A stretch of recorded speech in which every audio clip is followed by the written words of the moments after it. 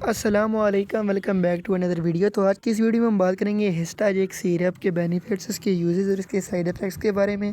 Video start کرنے سے پہلے آپ سب بہن بھائیوں سے میری چھوٹی سی ریکویسٹ ہے، اگر آپ کو میری ویڈیو پسند ہے تو ویڈیو کو لائک کر دینا، چینل کو سبسکرائب کر دینا اور بیل آئکن کو پریس کر دینا۔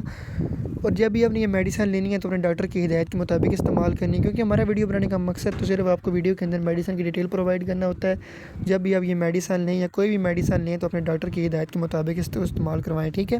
چلیے اس کے بینیفٹس کی طرف جاتے ہیں، ٹھیک ہے۔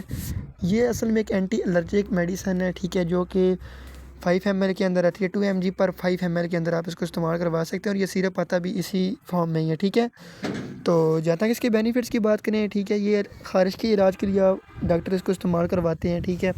اگر آپ کو چھینکیں آ رہی ہیں، پرانی سے پرانی خارش ہے، آپ کے ناک کے اندر دانے سے بن گئے ہیں اور ناک سے پانی آتا ہے، آپ کو چھینکیں آتی ہیں اور اس کی وجہ سے آپ کے بازو کے اوپر دانے بنے ہوئے ہیں، آپ کو خارش ہے، آپ کے بچوں کے اندر جو خارش ہے وہ ختم نہیں ہو رہی، مختلف آپ سیرپ استعمال کروا چکے ہیں، تو آپ اس سیرپ کو استعمال کریں گے انشاءاللہ فوری طور پہ آپ کو اس سے آرام ملے گا، ٹھیک ہے۔